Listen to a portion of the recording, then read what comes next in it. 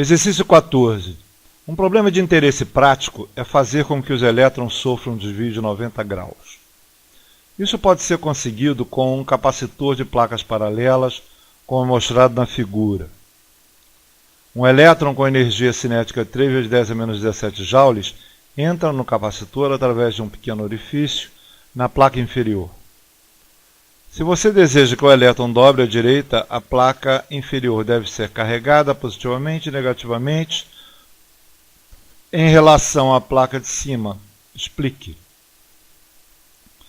Item B. Que intensidade do campo elétrico será necessário se o elétron emergir de um orifício de saída a 1 cm à frente do orifício de entrada, formando um ângulo reto com a direção de movimento? Dica. A dificuldade do problema depende de como você escolhe o sistema de coordenada. Item C. Qual é a separação mínima possível entre as placas do capacitor? Bem, vamos lá. Então a gente tem aqui um feixe de elétrons que entra nesse orifício de baixo aqui, vira 90 graus e sai pelo orifício de cima. Bom, para ele fazer esse movimento, sobre ele tem que aparecer uma força, respondendo o item A, uma força nesse sentido. Olha, se eu tenho uma componente, pelo menos uma componente da força nesse sentido, significa que o meu campo elétrico tem que ser nesse sentido. Por quê? Porque nós estamos lidando com elétrons. E elétrons têm carga negativa. Tem carga negativa, significa que a força está no sentido contrário ao campo elétrico. Então, somente uma força nesse sentido faz com que o elétron se desvie para sair no orifício de cima. Para que eu gere um campo elétrico nesse sentido, como isso aqui é um capacitor, e capacitor, a característica, eu tenho a mesma carga nas duas placas condutoras, mas com sinais opostos, eu só posso gerar um campo elétrico nesse sentido se a placa de baixo for positiva e a placa de cima for negativa. A placa de cima empurra o elétron para baixo, no caso aqui no sentido da outra placa, e a placa positiva atrai para ela, então gerando uma força nesse sentido, fazendo com que o elétron se desvie. Bom, no item B ele quer qual é o campo elétrico necessário para que essa distância aqui seja 1 centímetro. Certo? Então, respondendo o item B, o que a gente faz é estabelecer um referencial agora em cima da placa. Então, o que a gente faz, a gente gira o capacitor, e eu vou pegar a placa de baixo, onde tem os orifícios, e estabelecer meu referencial a partir dali. Tem um referencial X na direção horizontal e um referencial Y na direção vertical, perpendicular à placa. E eu sei o seguinte, os elétrons são lançados com uma velocidade V0, que está ligada à energia cinética colocada aqui em cima. Tá? Vamos usar o V0 e, claro, vão sair com a mesma velocidade V0, só que agora com uma inclinação diferente. Certo? A componente vertical, a componente horizontal vai ter o mesmo valor, porque eu não vou ter força nesse sentido, que são placas paralelas infinitas, que são dois capacitores com placa infinita. O campo é homogêneo nessa direção. E com um detalhe, e que a direção da velocidade é de tal forma que a direção das duas, da entrada e saída, faz um ângulo de π/2, uma com relação à outra. Consequentemente, isso aqui é um triângulo, vai fazer um ângulo de π/4 as velocidades com relação à direção x. O que ele quer é que a distância entre a entrada e a saída seja 1 centímetro. Então, vou chamar essa distância de L. Certo? Eu sei que a trajetória não é exatamente essa. Se eu tenho dois capacitores, a força é homogênea, minha trajetória, na verdade, é essa, é uma trajetória parabólica. Eu vou ter uma força zero na direção horizontal e vou ter uma força homogênea na direção vertical. Se é uma força homogênea nessa direção aqui, certo? Entre uma placa e outra.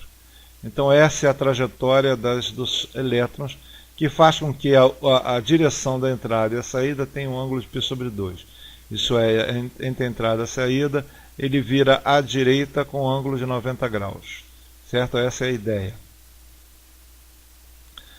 Como ele quer o campo elétrico para que isso ocorra, o que a gente faz?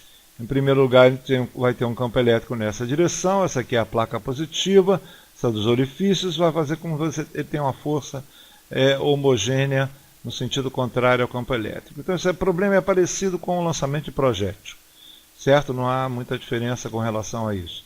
E como é que a gente faz nesse caso? A gente sabe que na direção Y o meu elétron está acelerado, certo? Por causa da força.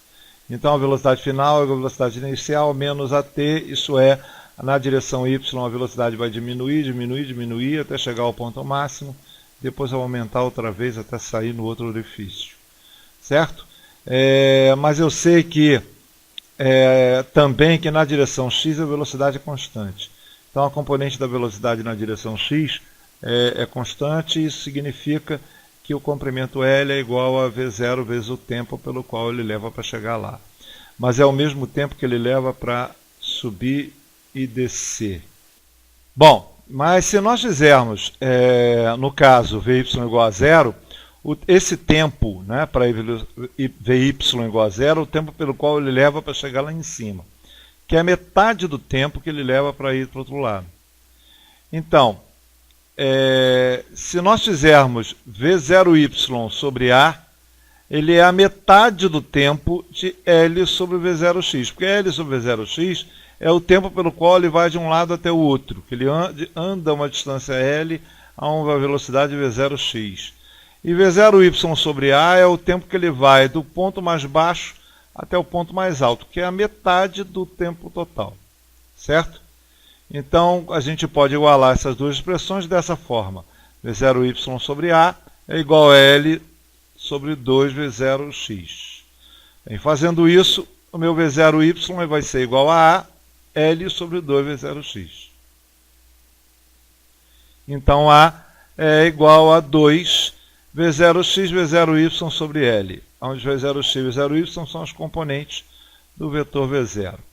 Bom, a aceleração é a força sobre a massa, que é, na verdade, a força elétrica, né, sobre cada elétron. Então, a força elétrica sobre o elétron é a carga do elétron vezes o campo elétrico, em módulo, certo? Dessa forma, o campo elétrico, a carga vezes o campo elétrico dividido pela massa, é, na verdade, 2 vezes V0x, que é V0 cosseno de π sobre 4, mais V0y, que é V0 seno de π sobre 4, mas esse cosseno e seno de π sobre 4 são iguais, a raiz de 2 sobre 2, então vai ser um vezes o outro, fazendo com que esse termo aqui vire igual a meio. Então 2mv0y ao quadrado, v0 ao quadrado, que é o v0 total vezes meio sobre E vezes L.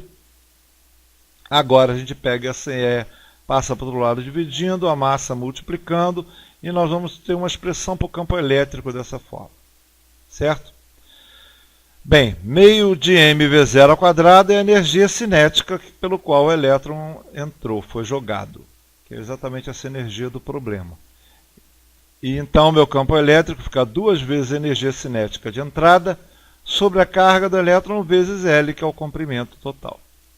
Dessa forma, meu campo elétrico, fazendo a conta, 2 vezes a energia 3 vezes 10 a menos 17, como está lá no início do problema, a carga do elétron 6 vezes 10 a menos 19, e o comprimento é de 1 centímetro. Isso é 1 vezes 10 a menos 2.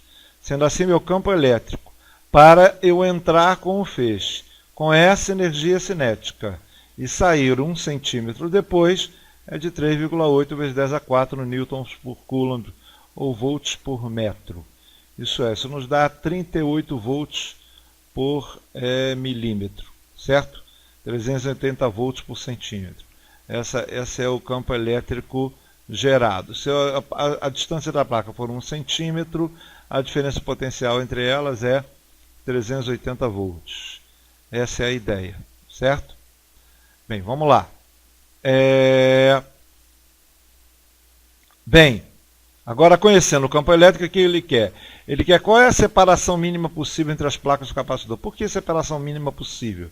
Porque dentro da trajetória do elétron, ele pode colidir com a placa de cima.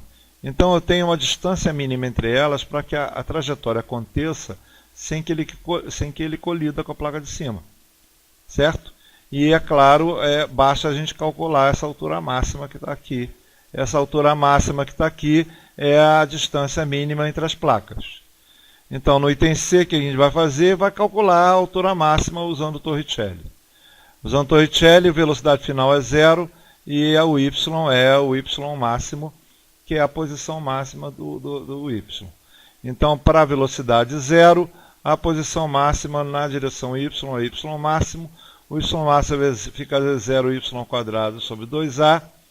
Isso é o V0y é V0 seno de π sobre 4, que é a raiz de 2 sobre 2 ao quadrado fica meio. Então fica meio de V0 ao quadrado sobre 2a.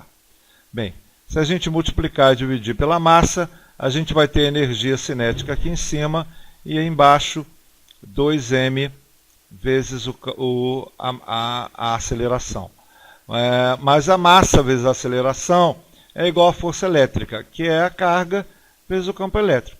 Massa e aceleração é a força, só que é a carga vezes o campo elétrico. Mas quem é o campo elétrico? O campo elétrico é 2 vezes a energia cinética sobre L. Foi a expressão que a gente chegou aqui no item B. Então, o nosso campo elétrico é 2 vezes a energia cinética sobre L. Se nós substituirmos aqui, certo?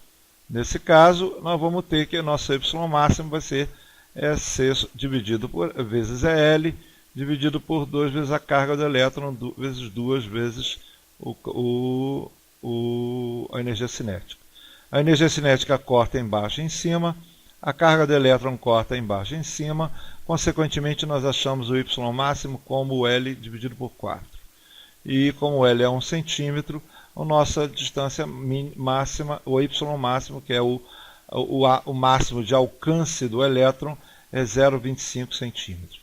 Então, 0,25 centímetros tem que ser a distância mínima entre as placas para que o elétron não colida.